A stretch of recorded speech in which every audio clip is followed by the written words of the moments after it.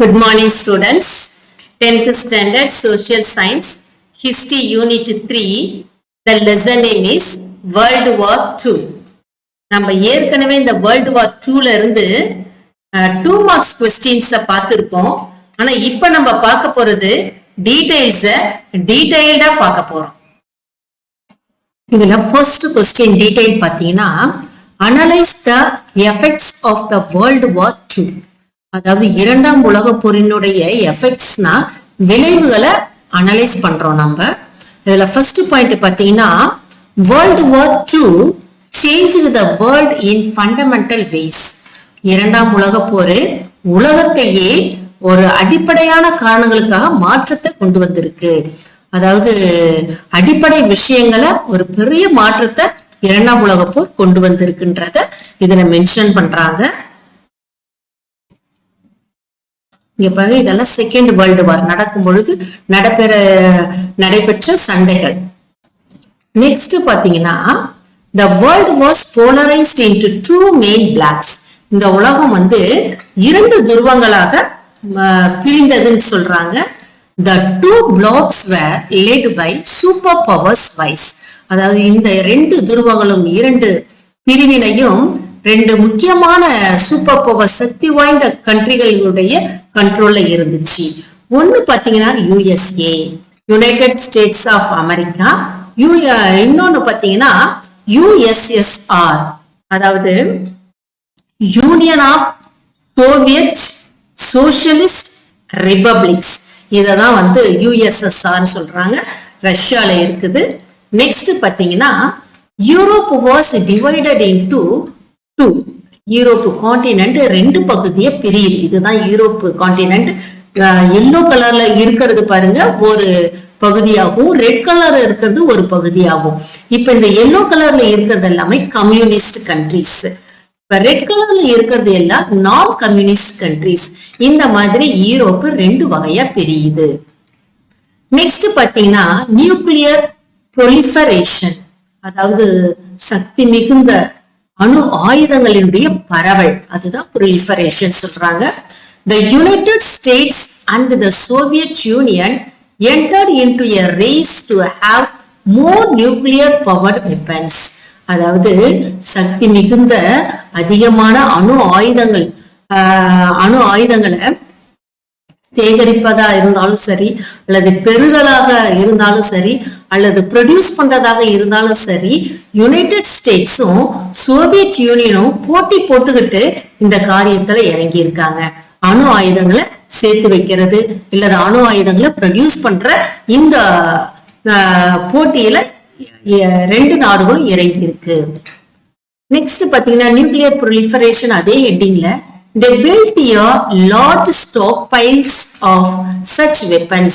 இந்த மாதிரியான weapons store பண்ணக்கூடிய மிகப்பெரிய இடத்தை உடன் மாதிரி இருக்கக்கூடிய ஒரு ஸ்டாக் பைல ரெடி பண்ணி வச்சிருக்கு. அதுக்காகவே அது கட்டி வச்சிருக்கு. நெக்ஸ்ட் பாத்தீங்கன்னா and defence spending sky rocketed in many countries of the world. அதாவது உலகத்துல அதிகமான கண்ட்ரி தன்னுடைய டிஃபென்ஸுக்காக, நாட்டினுடைய பாதுகாப்புக்காக நிறைய மணியை, லாட் ஆஃப் மணியை ஸ்பெண்ட் பண்ணிருக்கு. நெக்ஸ்ட் இன்டர்நேஷனல் ஏஜென்சிஸ், அதாவது இன்டர்நேஷனல் ஏஜென்சிஸ்னா இன்டர்நேஷனல் அமைப்புகள், சர்வதேச அமைப்புகள் சொல்லலாம் தமிழ்ல. அதுல ஃபர்ஸ்ட் சர்வதேச அமைப்புகள்ல என்ன வருதுன்னா யுனைடெட் நேஷன்ஸ். இது ஒரு அமைப்பு, ஆர்கனைசேஷன், ஐக்கிய நாடுகள் அமைப்புன்னு சொல்றாங்க. நெக்ஸ்ட் பாத்தீங்கன்னா வேர்ல்டு பேங்க். இங்க பாருங்க இந்த பிக்சரை, இதுதான் world bank. Next international monetary fund. Next many international agencies game into being. இந்த மாதிரி இன்னும் நிறைய சர்வதேச அமைப்புகள், ஏஜென்சிஸ்னா அமைப்புகள்லாம் வந்திருந்தது 1945ல. நெக்ஸ்ட் பாத்தீங்கன்னா colonial powers were forced to give independence to former colonies in a process of decolonization. அதாவது colonial powersனா பவர்ஃபுல்லான நாடுகள் ஃபார்மர் காலனிஸ் ஏற்கனவே நிறைய நாட்டை கேப்சர் பண்ணி அதனுடைய கண்ட்ரோல்ல இருக்கு இல்லையா, அததான் ஃபார்மர் காலனிஸ் சொல்றாங்க. சோ அது எல்லாமே டீகாலனைசேஷனா மாத்தணும்னா காலனி ஆதிக்கமா நீங்கணும். அதுக்கு என்ன சொல்றாங்கன்னா கலோனியல் பவர்ஸ் பவர்ஃபுல்லான கண்ட்ரிஸ ஃபோர்ஸ் பண்றாங்க. என்னன்னா இண்டிபெண்டன்ஸ் கொடுத்துருங்க, எந்த நாட்டெல்லாம் நீங்க பிடிச்சு உங்களுடைய கண்ட்ரோல்ல வச்சிருந்தீங்களோ அதெல்லாமே இண்டிபெண்டன்ஸ் கொடுத்துருங்கன்ட்டு ஃபோர்ஸ் பண்றாங்க. சோ இதுக்கு பேரு தான் இன் எ ப்ராசஸ் ஆஃப் டீகாலனைசேஷன். இதுக்கு பேரு காலனி ஆதிக்க நீக்கம். அதுல முக்கியமா பாத்தீங்கன்னா India was the first to achieve independence. இந்தியாவுக்கு தான் முதல்ல சுதந்திரம் கிடைச்சது இந்த டீகாலனைசேஷன்ல. சோ இதுல நமக்கு ஒரு பெரிய பெருமை. நெக்ஸ்ட் பாத்தீங்கன்னா நெக்ஸ்ட் கொஸ்டின், இது second detail. Assess the structure and the activities of the UN. யூஎன்னா யுனைடெட் நேஷன்ஸ். இதனுடைய ஸ்ட்ரக்சர்னா அமைப்புகள், அதனுடைய செயல்பாடுகள், ஆக்டிவிட்டிஸ்னா செயல்பாடுகளை மதிப்பீடு செய்யறது. அசஸ்னா மதிப்பீடு செய்யறது. ஃபர்ஸ்ட் பாத்தீங்கன்னா the charter of the United Nations was signed on June 26, 1945 by 51 nations. அதாவது 51 நாடுகள் 1945ல யுனைடெட் நேஷன்ஸ்ல சைன் போட்டுச்சு. இதை என்ன சொல்றாங்கன்னா சார்ட்டர்ன்னு சொல்றாங்க. சார்ட்டர்னா தமிழ்ல சாசனம். சாசனம்னா என்னன்னு கேட்டீங்கன்னா ஒரு உடன்படிக்கை. இந்த உடன்படிக்கையில 51 நேஷன்ஸ் கண்ட்ரிஸ் சைன் பண்ணாங்கன்றது சொல்றாங்க. Now the United Nations has 193 member states each having a vote. இப்ப யுனைடெட் நேஷன்ஸ்ல மொத்தம் எத்தனை கண்ட்ரிஸ் இருக்காங்கன்னா 193 கண்ட்ரிஸ் மெம்பரா இருக்காங்க. ஒவ்வொரு கண்ட்ரிஸுக்கும் அவங்களுக்கு ஒரு ஓட்டு இருக்கு. Next point, general assembly. General அசம்பிளினா பொது சபை. It is the main organ and deliberative body which is represented by each member state. அதாவது மெயின் ஆர்கன் இதான் முக்கியமான ஒரு உறுப்புன்னு சொல்றாங்க. டெலிபரேட்டிவ் பாடினா டெசிஷன் மேக்கிங் எடுக்கக்கூடிய ஒரு அமைப்புன்னு சொல்றாங்க. which is represented by each member state. இதுல ஒவ்வொரு ஸ்டேட்னா இங்க கண்ட்ரின்னு எடுத்துக்கணும். ஒவ்வொரு கண்ட்ரியில இருந்தும் இதுல ரெப்ரசன்டேட்டிவ் அனுப்புறாங்க. நெக்ஸ்ட் பாத்தீங்கன்னா generally it meets once a year. இது வருடத்துக்கு ஒரு முறை கூடும். இந்த மீட்டிங் போடுவாங்க. நெக்ஸ்ட் செக்யூரிட்டி கவுன்சில், பாதுகாப்பு அமைப்பு, பாதுகாப்பு சபை அப்படின்னு சொல்லலாம். It has 15 members. இதுல மொத்தம் எத்தனை பேர் இருக்காங்கன்னா 15 மெம்பர்ஸ் இருக்காங்க. 5 countries are permanent members. 5 countries நிரந்தரமானது. அது எந்தெந்த கண்ட்ரிஸ் பாத்தீங்கன்னா the United States, Britain, France, Russia and China. இது எல்லாமே permanent countries. Next, it has the right to veto any council decision. எந்த தீர்மானம் எடுக்கும் பொழுதும் இந்த 5 permanent மெம்பர்ஸ்க்கு மட்டும் வீட்டோ ஓட்டுனா அது எது நெகட்டிவ் ஓட்டு போடக்கூடிய ஒரு ரைட்ஸ் இருக்குன்னு சொல்றாங்க. And there are 10 countries temporary members. மீதி இருக்க 10 countries டெம்பரவரியா இருக்கிறவங்க.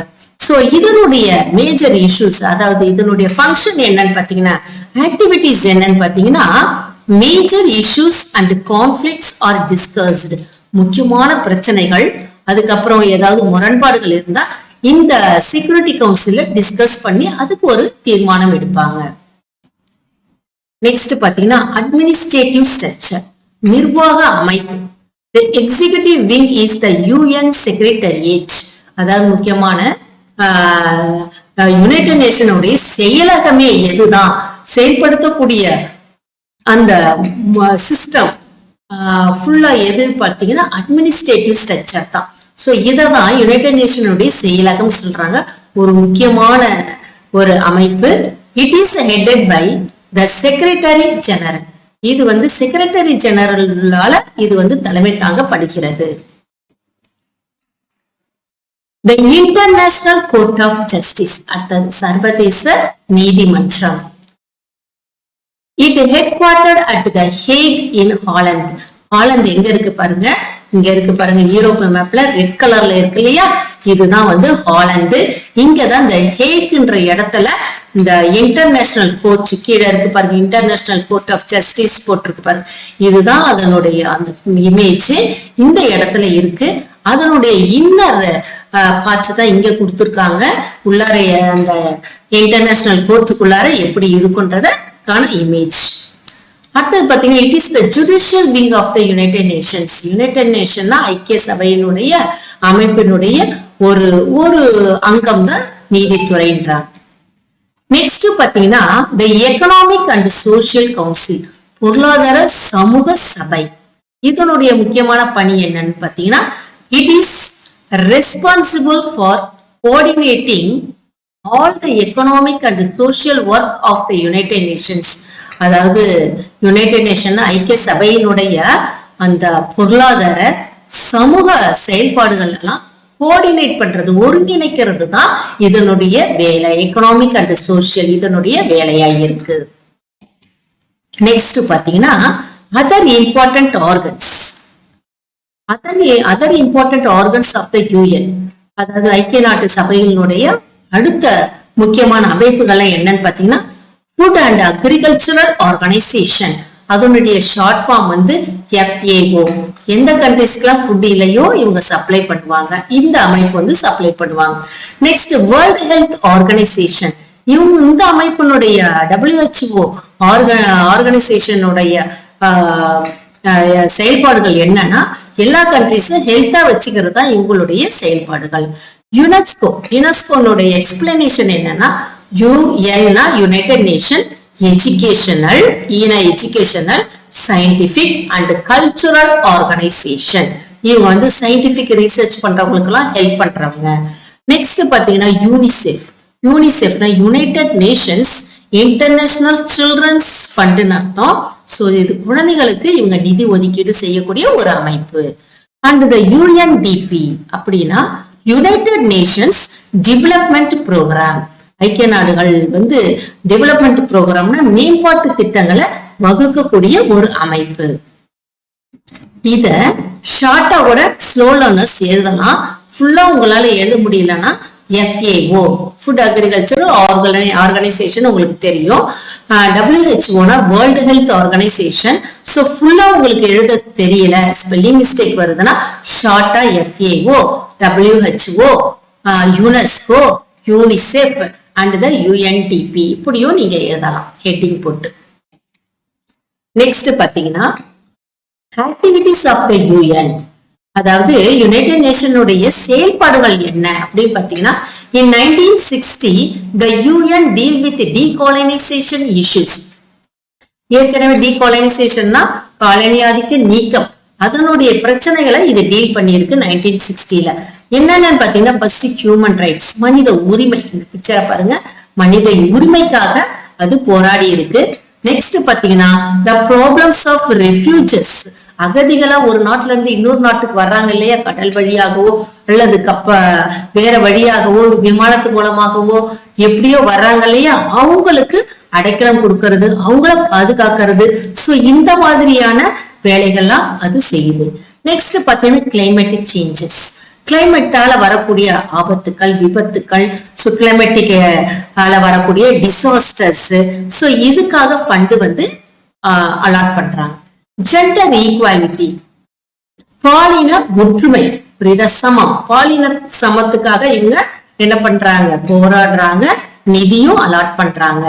நெக்ஸ்ட் பாத்தீங்கன்னா UN piece keeping force has worked in many areas to conflicts across the world. United nation என்ன பண்றாங்க, உலகத்துல இருக்க எந்த நாடுகள்லாம் கான்ஃபிளிக்ஸ், சண்டை, சச்சரவு, முரண்பாடுகள் இருக்கோ அங்கெல்லாம் இந்த பீஸை வந்து மெயின்டைன் பண்றது அவங்களுடைய முக்கியமான ஒர்க். அதுக்காக India also has sent soldiers to serve in the UN peace keeping force in many parts of the world.